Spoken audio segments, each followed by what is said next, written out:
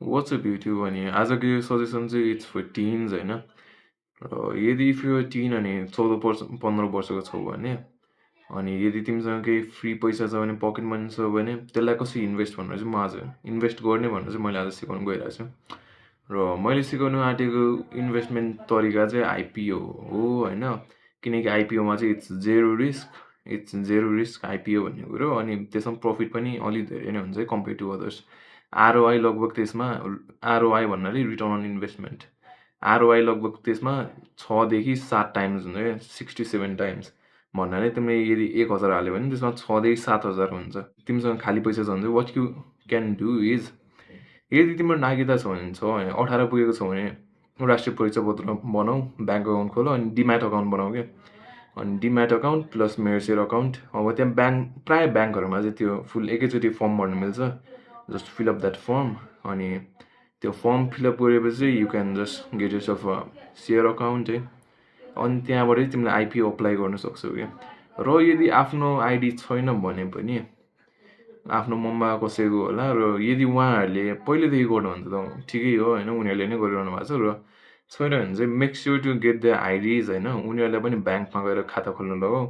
ब्याङ्कमा गएर खाता पनि कस्तो खोल्यो भन्दाखेरि डिम्याट अकाउन्ट खोल्नु पऱ्यो एउटा अनि अर्को चाहिँ मेरो सेयर हुन्छ है। अनि एउटा सिएसबाट रेजिस्ट्रेसन हुन्छ। तर प्रायः ब्याङ्क्समा चाहिँ के हुन्छ भन्दाखेरि त्यो तिनटै फर्म एकैचोटि दिन्छ अनि त्यसमा चाहिँ त्यही फर्म फिलअप गर्नु पऱ्यो सुरुमा। अनि त्यो फर्म फिलअप गरेर बुझाएपछि तिम्रो इमेलमै तिम्रो युजर आइडी र पासवर्ड चाहिँ आउँछ है आफ्नो मेरो सेयर अकाउन्टको। 100 रुपियाँ किताले भर्छौ होइन। अनि त्यो भर्दाखेरि यदि तिमीलाई पऱ्यो भने तिमीलाई सेयर आयो होइन तिम्रो पैसा बराबरको।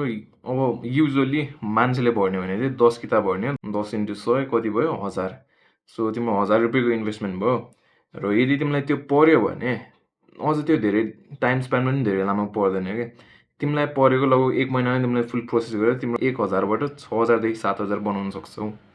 र परेन भने पनि there is no need to worry किनकि तिम्रो पैसा डुब्दैन।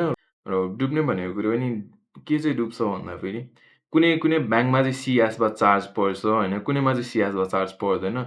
र यदि तिम्रो ब्याङ्कमा सिएसबाट चार्ज पर्दैन भने तिम्रो त्यो इन्भेस्टमेन्ट गर्दाखेरि पनि लाइक तिमीलाई परेन भने पनि तिम्रो लस चाहिँ 0 हुन्छ है।